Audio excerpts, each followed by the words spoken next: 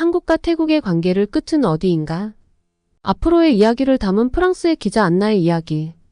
한번 같이 들어볼까요? 안녕하세요. 제 이름은 안나입니다. 저는 프랑스 TF1 기자로 현재는 한국 지사의 파견을 나와 3년째 서울에 살고 있습니다. 저는 몇 주간의 출장 여행을 마치고 막 서울로 돌아온 참이었는데요. 기자로서 늘 바쁘게 움직이곤 했지만 이번에는 뭔가 달랐습니다. 그 차이를 정확히 설명할 순 없었지만 예전과 달리 공기 중에 묘한 긴장감이 느껴졌어요. 사람들로 분주한 공항을 지나며 저는 여전히 평온함을 느꼈습니다. 주변 사람들은 저마다 급히 목적지로 향하고 있었지만 저만은 잠시 고요함을 유지하고 있었죠. 그런데 그 겉으로 보이는 평온함 이면에 뭔가 심각한 일이 일어나고 있었습니다. 갈등이 시작되고 있었고 저도 그 한복판에 서게 될 줄은 몰랐습니다. 모든 일은 사소한 발언 하나로 시작됐어요. 태국 총리가 한 발언이었는데 처음에는 대수롭지 않게 여겨졌죠. 하지만 그 발언은 한국이 일본의 식민 지배를 겪었던 역사를 가볍게 무시한 것이었어요. 몇 마디 말에 불과했지만 그 말들은 커다란 폭풍을 일으키기 충분했습니다. 한국의 일본과의 역사는 고통스러운 기억이고 여전히 많은 이들에게 생생한 상처로 남아 있습니다. 한국이 지금은 강하고 힘있는 나라로 성장했지만 그 과거의 기억은 여전히 사람들의 마음속에 남아있죠. 소셜미디어는 분노로 가득 찼습니다. 저는 그 분노와 상처가 마치 불길처럼 퍼져나가는 모습을 지켜봤어요. 사람들은 어디서나 글을 올렸고 서울의 거리에도 그 분노가 메아리쳤습니다. 이것은 단순한 발언 문제가 아니었어요. 그것은 한국 국민의 정체성에 깊은 상처를 남긴 과거에 대한 것이었죠. 한국이 많은 것을 극복했지만 그 역사적 무게는 여전히 남아있었고 총리의 발언은 그 상처를 다시 건드린 것이었습니다. 저는 소셜미디어를 주의 깊게 지켜보며 한국 국민의 반응을 지켜봤어요. 그들이 이 문제를 쉽게 넘기지 않을 것이 분명했죠. 서울 곳곳에서 작은 시위가 벌어지기 시작했고 곧 태국에 대한 불매운동 얘기까지 나오기 시작했습니다. 처음에는 몇몇 사람들이 주도하는 작은 움직임이었지만 그 규모는 점점 커졌습니다. 한때 태국의 해변과 음식, 문화를 사랑했던 한국 관광객들이 이제는 여행을 취소하기 시작했어요. 처음엔 잠깐의 소동일 거라고 생각했지만 그 문제는 점점 커져만 갔습니다. 가족들은 오래전부터 계획했던 휴가를 취소하기 시작했습니다. 여행사들은 한창 태국 여행 예약을 받다가 이제는 다른 나라 여행으로 눈을 돌렸죠. 태국은 한국 관광객들에게 가장 인기 있는 여행지 중 하나였는데 이제 그 관계가 무너지기 시작했습니다. 기자로서 저는 이 문제에 더 큰 이야기가 있다는 걸 알았고 양국의 상황을 이해하고 싶었어요. 그래서 직접 태국에 가서 이 위기가 사람들에게 어떤 영향을 미치는지 보고자 했습니다. 저는 방콕으로 가는 비행기를 예약하면서 호기심과 걱정이 뒤섞인 기분이 들었어요. 어떤 상황을 마주하게 될지 알 수는 없었지만 이 문제는 단순한 정치적 문제가 아니라 양국 국민들에게도 개인적으로 중요한 문제라는 것을 직감했습니다. 비행기에 탔을 때 분위기는 조용했어요. 평소 같았으면 태국으로 가는 비행기는 들뜬 여행객들로 가득 찼을 텐데 이번에는 이상하게도 텅 빈 느낌이었죠. 자리에 앉아 창밖을 바라봤습니다. 비행기가 이륙하면서 서울 시내가 점점 작아지는데 한국 사람들의 마음속에 남아있는 역사적 무게가 떠올랐습니다. 구름 위를 날아가면서 저는 태국에서 저를 기다리고 있을 일을 생각했습니다. 이 갈등이 정부 관계자나 정치인들에게만 영향을 미치는 것이 아닐 거라는 걸 알았죠. 진짜 타격은 평범한 사람들에게 있을 거예요. 상인들, 호텔 직원들, 그리고 관광 가이드들처럼 한국 관광객들의 꾸준한 방문에 생계를 의존하던 사람들이죠. 문제는 그 피해가 얼마나 깊을지, 그리고 두 나라의 관계가 다시 회복될 수 있을지 알 수 없었습니다. 이제 막 위기가 시작되고 있었어요. 사태는 점점 더 심각해질 것이었고 저는 그 진실을 밝히기로 결심했어요. 몇 마디의 부주의한 말로 시작된 일이 훨씬 더 큰 문제로 번져가고 있었고 양국의 회복력을 시험하는 중요한 순간이 다가오고 있었습니다. 그 이야기가 제 어깨에 무겁게 내려앉는 느낌이 들었고 시간이 지나면 모든 것이 터져나올 거라는 걸 알았습니다. 비행기가 방콕에 착륙할 때 공항 밖으로 나가자마자 덥고 끈적한 공기가 저를 덮쳤습니다. 방콕은 제가 기억하던 대로 여전히 바쁘고 혼란스러웠고 여기저기서 시끄러운 소리와 화려한 불빛들이 가득했죠. 차들이 거리를 질주하며 경적을 울리고 노점상들이 지나가는 사람들에게 음식을 팔려고 외치고 있었고 관광객들은 도시를 탐험하며 어떤 사람들은 길을 잃은 듯했고 또 다른 사람들은 신이 나서 새로운 곳을 둘러보는 모습이었어요. 하지만 이번에는 뭔가 달랐습니다. 소음은 여전했지만 중요한 무언가가 사라진 느낌이었어요. 수완나품 공항을 지나가면서 바로 그 이유를 깨달았습니다. 한국인 관광객들이 눈에 띄게 없다는 사실이었죠. 위기 이전에는 항상 한국인 여행객들이 짐을 찾거나 다음 여행을 계획하면서 무리지어 웃고 떠드는 모습을 볼 수 있었는데 이번에는 그 익숙한 소리가 사라진 것이었습니다. 마치 어딘가에 그림자가 드리운 것처럼 공항은 이상하게 조용했어요. 물론 관광객들은 여전히 있었지만 에너지가 달랐습니다. 퍼즐에서 한 조각이 빠진 듯 그림이 완성되지 않은 느낌이었어요. 호텔로 가는 동안 조사할 이야기가 제 마음속에 무겁게 느껴졌습니다. 방콕의 악명 높은 교통체증 속에서 천천히 이동하며 택시 창밖으로 바쁜 거리의 모습을 지켜봤습니다. 거리의 노점상들은 고기, 과일, 간식을 팔고 있었고 톡톡이들은 붐비는 도로에서 이리저리 요리조리 피하고 있었습니다. 관광객들은 작은 것 하나하나를 사진으로 찍으며 바쁘게 움직였죠. 도시는 여전히 활기찼지만 한국 관광객들이 없는 상태로 얼마나 오래 유지될 수 있을지 궁금했습니다. 호텔에 짐을 풀고 나서 근처 시장을 둘러보기로 했습니다. 저는 전에 여러 번 차투짝 주말 시장을 방문한 적이 있었는데 항상 많은 관광객들로 붐볐고 특히 한국인들이 옷, 기념품, 길거리 음식을 사려고 흥정하는 모습이 활발했어요. 하지만 이번에는 시장이 예전과 다르게 느껴졌습니다. 가게들은 여전히 열려 있고 상인들은 여전히 미소를 지으며 손님들을 불러 모았지만 사람들이 쇼핑하는 모습은 그리 많지 않았어요. 인파는 줄었고 제가 사랑하던 그 활기찬 소리는 한층 더 조용해진 것 같았어요. 저는 수제 가방과 액세서리를 파는 중년의 남성 상인에게 다가갔습니다. 그분은 제가 물건을 둘러보는 동안 정중하게 미소를 지었지만 그 눈에 피로가 묻어나는 것을 볼 수 있었어요. 얼마 뒤 저는 작은 팔찌를 하나 구매했고 그가 포장하는 동안 장사가 어떤지 물어봤습니다. 장사가 좀 힘들어요. 그는 살짝 슬픈 목소리로 말했어요. 예전에는 한국 손님들이 많았어요.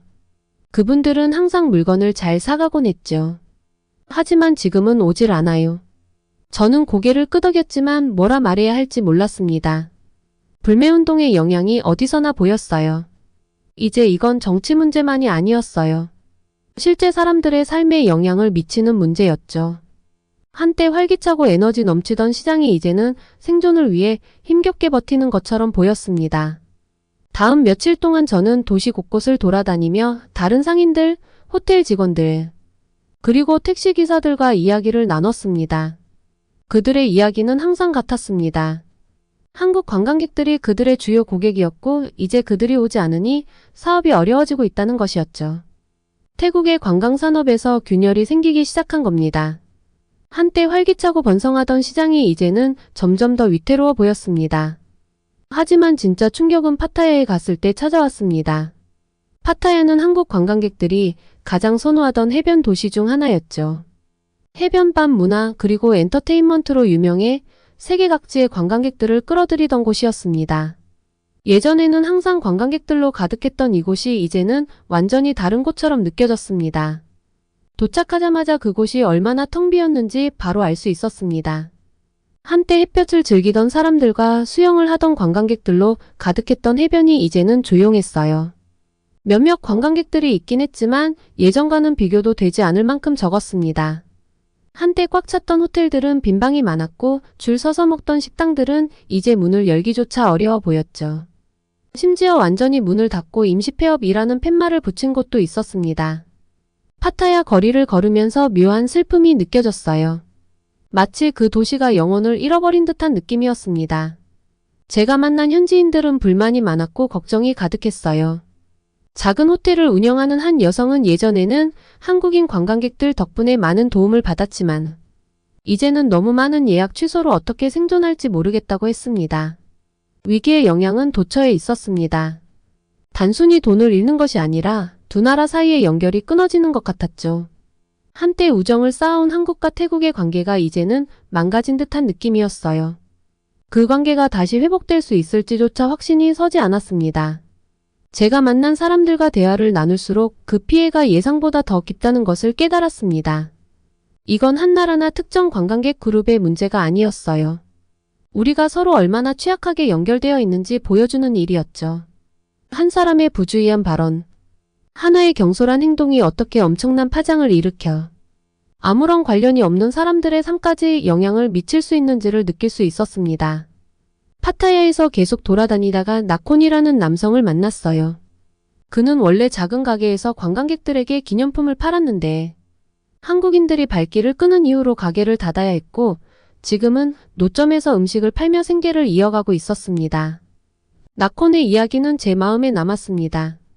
그는 아무 잘못도 하지 않았지만 한 명의 정치인의 말 한마디에 외교적 실수 때문에 그의 삶은 완전히 뒤바뀌었죠. 그의 눈에는 고통이 묻어났고 그가 겪고 있는 어려움을 듣고 있자니 한 사람의 말이 이렇게 많은 상처를 남길 수 있다는 사실이 너무 가슴 아팠습니다. 파타야에서의 방문을 마치고 나서는 이 사건이 전환점임을 확실히 알 수 있었습니다. 이제 이 위기는 단순한 정치적 의견 충돌이 아니었어요. 아무런 잘못이 없는 평범한 사람들이 그로 인해 고통받고 있었죠. 무거운 마음으로 파타야를 떠나며 제가 만난 사람들의 미래가 걱정되었습니다. 위기는 이미 너무 많은 것을 바꾸었고 시간이 흘러야 치유될 수 있을 것 같았어요. 아니, 치유될 수 있을지조차 확실하지 않았습니다. 서울로 돌아가는 비행기에 오르면서도 나코나 그와 같은 다른 사람들의 이야기가 머릿속을 떠나지 않았습니다. 한국과 태국 사이의 문제는 단순한 외교적 문제를 넘어선 인간의 문제였어요. 그리고 그것이 어떻게 완전히 해결될 수 있을지 아니면 해결될 수 있을지조차 확신이 들지 않았습니다. 서울로 돌아가는 비행시간이 평소보다 훨씬 길게 느껴졌습니다. 창밖으로 흘러가는 구름들을 바라보며 마음을 진정시키려 했지만 머릿속은 여전히 복잡했습니다. 태국에서 본 것들이 자꾸 떠올랐어요. 텅 빈 거리들, 조용한 해변, 그리고 삶이 완전히 뒤바뀐 사람들. 위기의 여파가 여전히 제게 남아있는 것처럼 방콕의 끈적한 공기가 제게 달라붙는 듯한 느낌이었죠. 비행기가 넓은 바다 위를 날아갈 때 저는 문제의 핵심에 대해 생각하기 시작했습니다. 어떻게 태국 총리의 몇 마디 부주의한 발언이 두 나라 사이에 이렇게 큰 갈등을 일으킬 수 있었을까요? 처음에는 불가능해 보였지만 생각할수록 그게 이해가 되기 시작했어요. 한국의 역사는 고통으로 가득했습니다. 특히 일본의 식민지배 시절에는 많은 고통을 겪었죠. 그 시기의 상처는 여전히 깊게 남아 있었고 시간이 지나도 사라지지 않았습니다.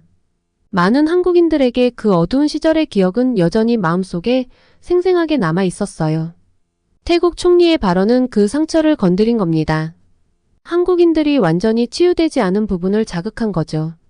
반면 태국은 그런 억압을 경험한 적이 없었습니다. 태국은 한 번도 식민지배를 받지 않았으니까요. 그래서 총리가 한국의 역사를 가볍게 이야기할 수 있었던 거죠. 그는 다른 나라에 의해 억압당하는 것이 얼마나 큰 고통인지 이해하지 못했을 겁니다. 이 문제를 생각하면서 역사가 사람들의 세계관을 어떻게 형성하는지 깨달았습니다. 한국은 전쟁과 식민지배의 잿더미 속에서 스스로를 재건하고 세계에서 가장 강한 경제국 중 하나로 성장했습니다. 그 힘은 어려움을 극복한 데서 오는 자부심에서 비롯되었죠. 그래서 총리가 한국의 고통을 무시한 발언은 단순히 모욕적인 것이 아니었습니다. 그것은 한국인들이 열심히 쌓아온 모든 것을 부정하는 듯한 느낌을 준 거예요. 만약 태국의 지도자가 한국의 역사를 더 잘 이해했더라면 상황이 달라졌을까요? 그가 타국의 통제 아래에서 살아간다는 고통을 알았다면 더 신중하게 말했을까요? 정확히는 알 수 없지만 그의 이해 부족이 두 나라에 큰 상처를 남겼다는 것은 분명했습니다. 비행기가 서울로 내려가기 시작할 때 이번 위기에서 배울 수 있는 교훈에 대해 생각해 봤어요. 태국은 그동안 관광산업에 너무 의존해왔습니다. 그러다 보니 이번 같은 사태에 대비하지 못한 거죠. 불매운동은 태국 경제의 약점을 드러냈고 관광업이 큰 비중을 차지하던 태국의 취약성을 보여줬습니다. 태국은 이제 다른 산업에도 투자하고 관광객에 의존하지 않는 방법을 찾아야 할 것이 분명해졌어요. 하지만 이번 위기가 준 교훈은 태국뿐만 아니라 한국에도 있었습니다. 이번 불매운동은 한국인들의 힘을 보여줬죠. 그들이 한 목소리로 의견을 표현하고 변화를 이끌어낼 수 있다는 것을요.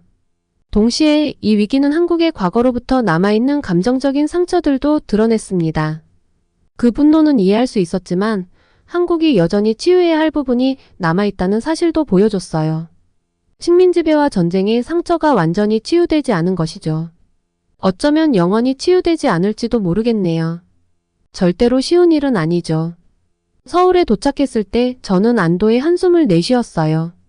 집에 돌아와서 좋았지만 태국에서 보고 배운 것들이 여전히 제 마음속에 남아 있었습니다. 택시를 타고 아파트로 가는 길에 익숙한 서울의 거리를 지켜봤어요. 제가 떠날 때 느꼈던 긴장은 여전히 남아 있었지만 이번에는 조금 달라진 느낌이었어요. 불매운동으로 인한 초기의 분노는 어느 정도 가라앉았지만 이번 위기로 인한 상처는 여전히 생생했죠. 집에 도착하자마자 책상에 앉아 기사를 쓰기 시작했어요. 마치 그 이야기가 제 안에 이미 준비되어 있었던 것처럼 글이 쉽게 흘러나왔습니다. 한국인들의 강인함, 그들이 과거의 잿더미에서 일어나 대단한 것을 이루어낸 과정을 적었어요. 태국에 대해서도 썼습니다. 이번 위기가 그들의 경제적 약점을 어떻게 드러냈는지, 그리고 앞으로 무엇을 해야 할지에 대해서요. 하지만 무엇보다도 역사를 이해하는 것이 얼마나 중요한지에 대해 썼습니다. 역사를 이해하지 못하면 상대방을 쉽게 상처 줄 수 있으니까요.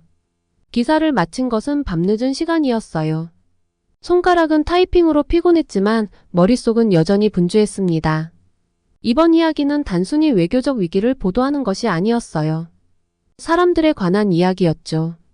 역사와 자부심 그리고 고통이 우리 시각을 어떻게 형성하고 우리가 세상에 어떻게 반응하는지를 보여주는 이야기였습니다.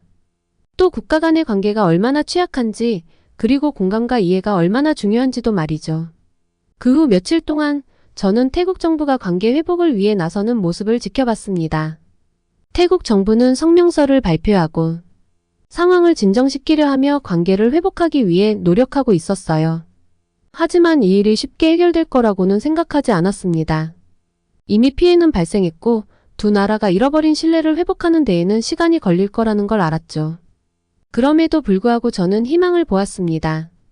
태국에서는 작은 기업들이 다른 나라의 관광객들을 유치할 새로운 방법을 찾고 있었고, 한국에서는 분노가 정당하다는 인식이 확산되었지만, 앞으로 나아가는 것이 더 중요하다는 목소리도 나오고 있었어요. 치유는 시간이 걸리겠지만 가능하다는 것을 느꼈습니다. 저는 계속해서 글을 쓰며 이번 이야기를 추적해 나가려고 합니다. 동시에 제가 배운 교훈들에 대해 생각할 시간을 가졌습니다.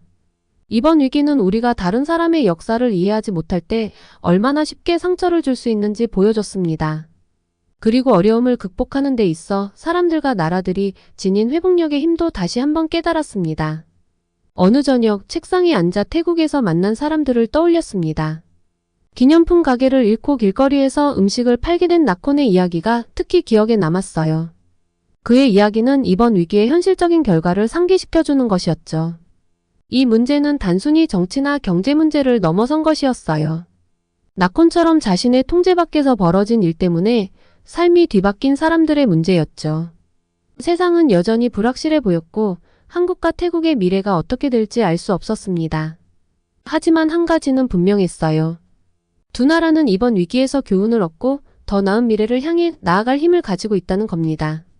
기사의 마지막 문장을 타이핑하면서 저는 평온한 느낌을 받았습니다. 위기는 지나갔지만 그 위기가 남긴 교훈은 영원히 남을 것이라는 확신이 들었어요.